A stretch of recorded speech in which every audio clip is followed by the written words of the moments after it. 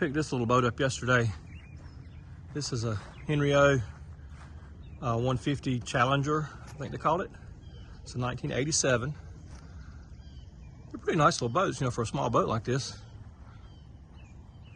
Perfect with like a 50 horsepower outboard on them. Anything 40, between 40 and 70 works good. But it's the, you know, foam filled boats. It's dirty, it's been sitting underneath trees for a few years. It's missing the hatches. I'm not sure why, but hatches were gone. It had a trolling motor on the front, so I've got some holes to patch up here and there. I've got the side consoles for it. It had the little small dual consoles on it. I've got those. That centerpiece right there slides out and comes out, so you can have it for seating, or you can put that in there and have it for storage for like life jackets, whatever, and then for a pedestal seat, you know, if you're into bass fishing, that kind of thing, or, you know, trolling motor stuff. It had little swivel pedestal seats here and here, you know, behind the little side consoles. Battery box. This particular one, the motor that was on it had an oiler system in it, and I can see the remnants of the bracket that held the oiler in place. Had no motor. Transom seems solid. They had cut out a corner right here. Evidently something about the steering on the motor, steering was hitting here, so they just chopped it out and didn't glass it up. So I've got the Gorilla Tape on it, just try to keep some water out of it until I can get around to addressing that. Just a simple matter of just saturating it with some thin epoxy, let it run down in, and glassing it up. But like I say, the transom's not rotten, and I haven't found any soft spots anywhere or anything like that. Everything seems to be somewhat solid. The trailer's usable. Drove home a little over an hour with it with no issues. Bearings stayed cool. I did have to put air in the tires. They were about almost flat when I went to pick it up, but I had an air tank with me and put some air in them, pumped a few squirts of grease in the bearing buddies, and headed home with it with no issues. But I've got the little back seat that goes with it, and then also the dual consoles that go with it. Missing the windshields and the grab rails that went in those holes right there that went around to the inside of the windshield. Missing those grab rails and windshields. There also was a rail that went around the back of this seat here, and then came curved back around and mounted to the gunnels, or, you know, the sides of the boat. So missing a few little odds and ends. I think this was called the deluxe package back when it was originally sold. You could get it with all different kind of options. The side consoles were even options. The seat was an option. The railings around it was options. Or you could get it just the bare bones basic boat with nothing, which is basically what you got right there. But I have seen people take these little boats and put real small center consoles on them, which works really well. But I have been out on one of these boats out on the ocean, and, you know, run Bogue Inlet in it and fished out on the ocean with it on a decent day. They're actually pretty seaworthy little boats. Didn't see any damage in the hull, really. At best I could tell, I haven't found any bad places. Just a little bit of a scuff right there, but glass isn't broke or anything, or cracked, or just a scuff. These stern tubes, drain tubes, are not cracked, so that goes a long way in keeping the hull dry. The boat didn't seem to be particularly heavy. It pulled really good, so I don't think it's got a lot of water in the foam.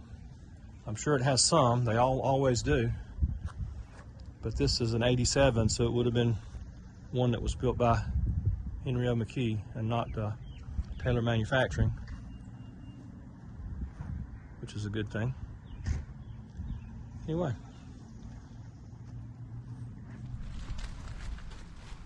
Well, my good friend gave me this outboard motor here. It's a Evinrude V6, 150 horsepower. Unknown condition. and it's been sitting out in the weather for 4 or 5 years on this old trailer here. And if I can get it running, I'm going to put it on that McKee Craft, 17.5 foot McKee Craft that I brought home recently. But I've got to get it off this trailer and into my shop where I can check it over. I think what happened to it was the VRO oiler system malfunctioned, quit working, whatever, and they maybe had switched it over to self-mixing the oil and the gas. It's a 2-cycle, just based on the fact that I see a plug over the oil pipe right there, which tells me they probably disconnected the VRO pump system and mixed their own oil at some point in time. But I think I've already had to cover off this thing. I've got to make up a bracket to lift it safely. I don't have one. Let me pop this cover off here and I'll show you what I'm talking about here.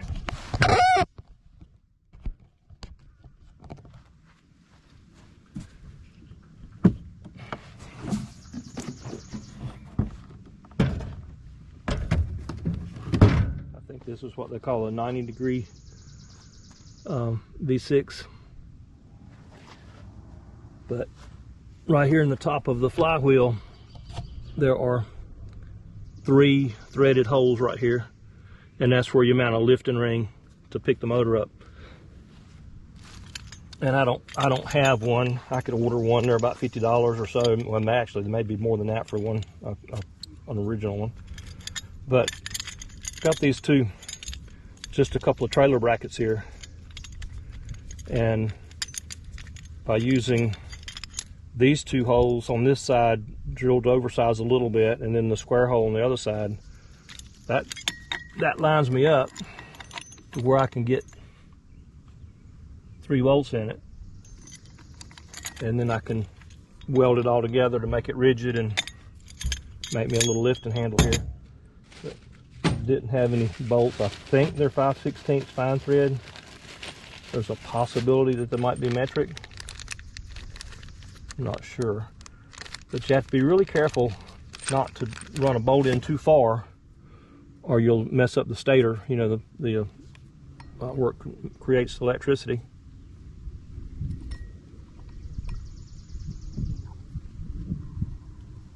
Yeah, that seems like that's the right one. I figured it was still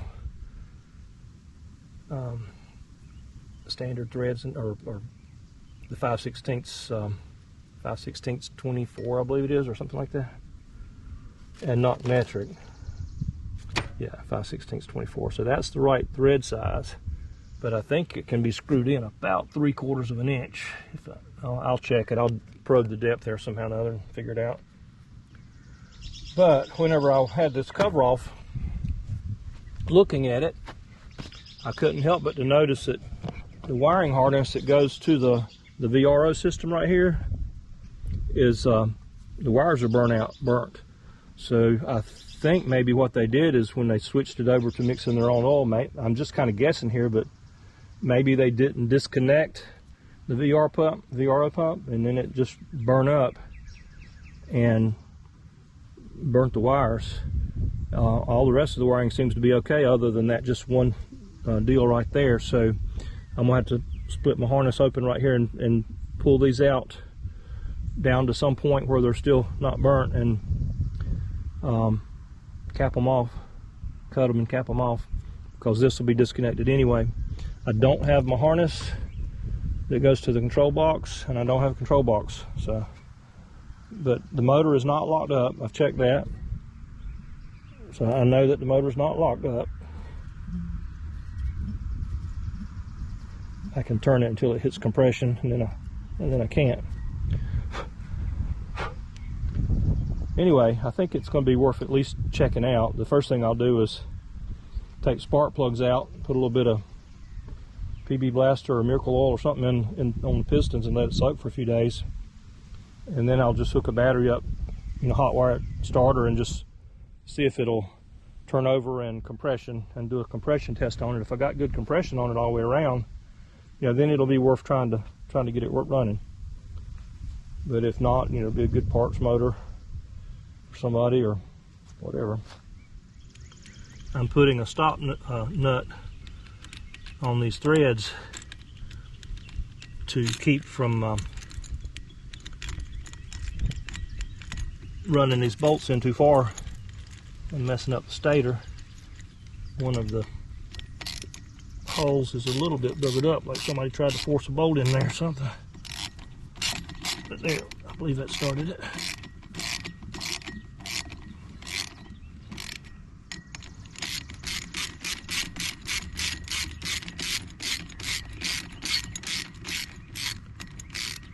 It's running in real easy now and make sure I don't bottom out. And it is starting to bottom out, so I've got to back it off. And then I'll use that locking nut to lock it.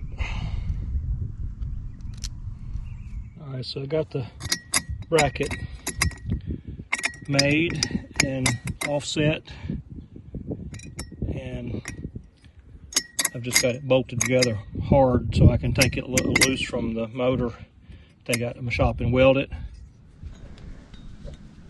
Okay, so I haven't even chipped slag off of it or anything, but there's the piece welded together, welded underneath the bottom side too, make it strong. I'll take this thing here apart.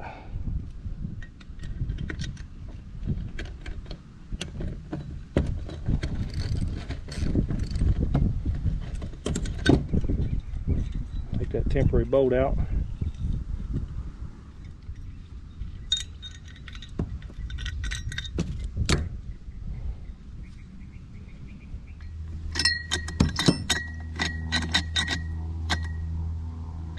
Okay, I think that'll work. Give it a try anyway. Okay, let's see if it's gonna work.